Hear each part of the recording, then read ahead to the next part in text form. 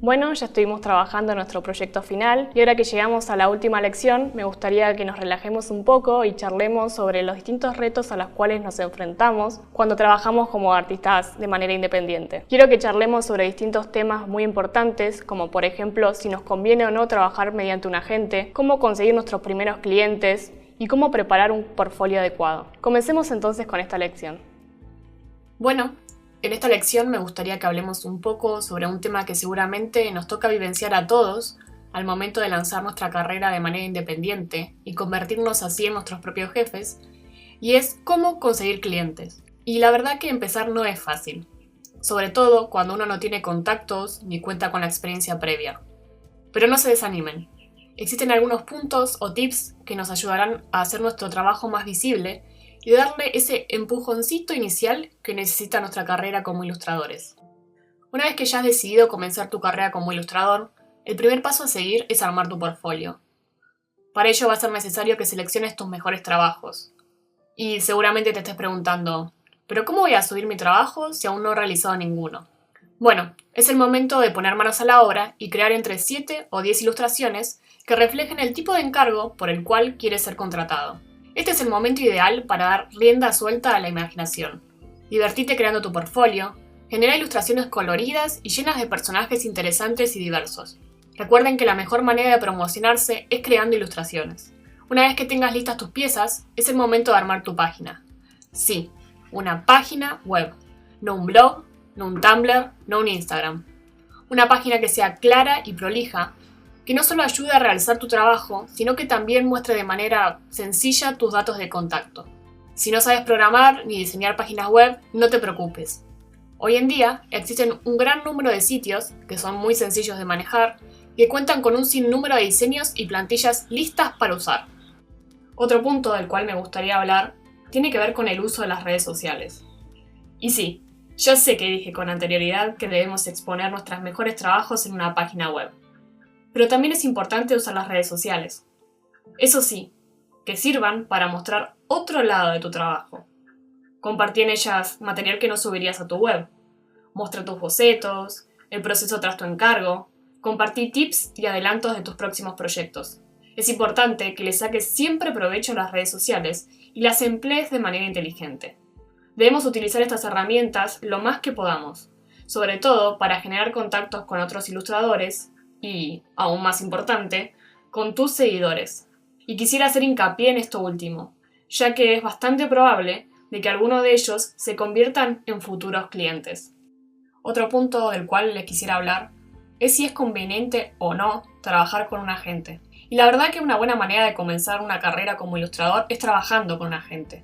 La tarea principal del agente es atraer clientes. Sin embargo, las agencias también se encargan de desarrollar los presupuestos, hablar con el cliente, discutir los cambios y procurar los pagos.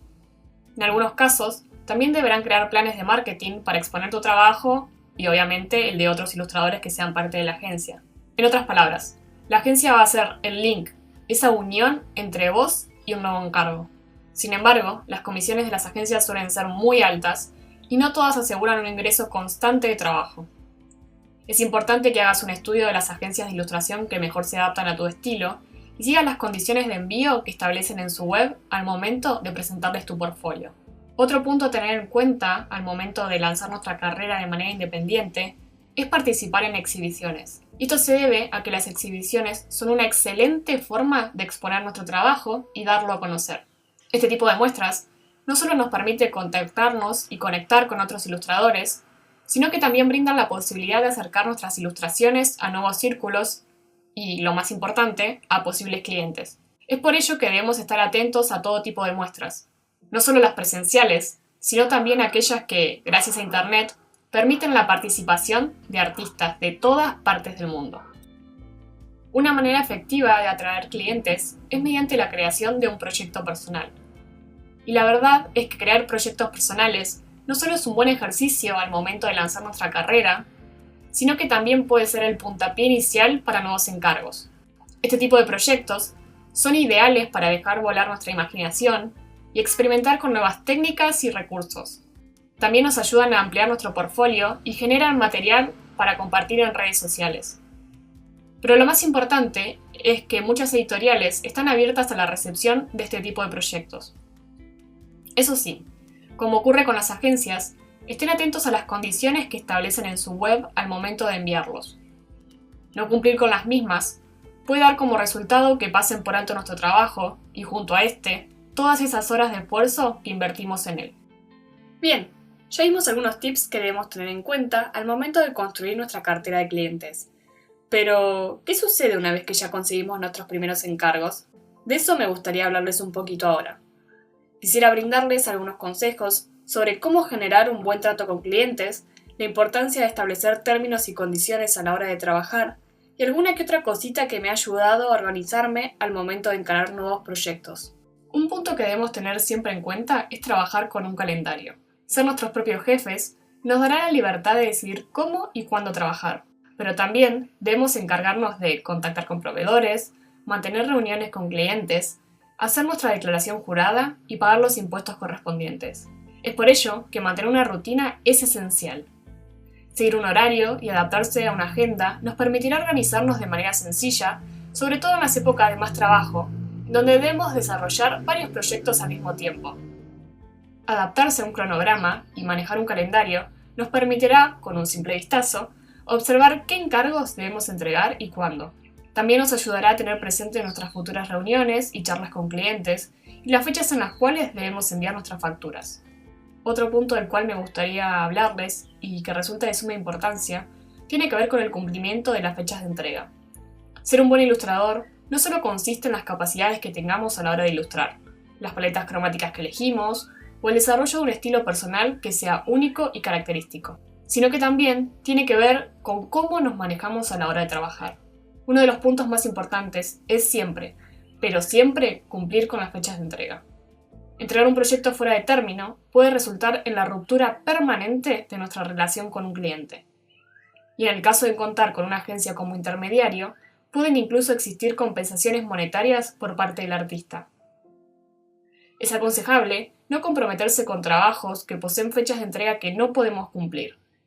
En estos casos, es preferible dejar pasar un encargo a estropear la relación con nuestro cliente de forma permanente.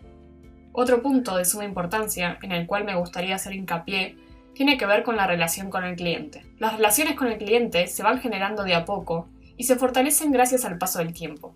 Estar siempre bien predispuesto y mantener un contacto ameno y cordial es esencial para cualquier tipo de emprendimiento, incluso los relacionados con el arte. Como ya hablamos anteriormente, ser un buen ilustrador conlleva mucho más que crear piezas gráficas, y este punto no es la excepción. Traten siempre de ponerse en el lugar del cliente y facilitar lo más que puedan su trabajo. Recuerden que el cliente, ya sea un escritor, una editorial o algún otro cliente privado, se encontrará más predispuesto a trabajar nuevamente con un ilustrador si su experiencia previa con el mismo ha sido grata y placentera. Bueno, ahora me gustaría hablarles sobre otro tema que también considero esencial y que tiene que ver con los términos y condiciones. Trabajar con términos y condiciones que sean claros es tan importante como trabajar con un brief.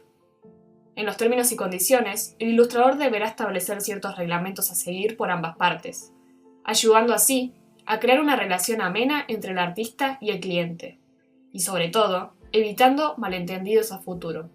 Cada ilustrador, dependiendo de sus necesidades, deberá desarrollar los puntos que sean más convenientes.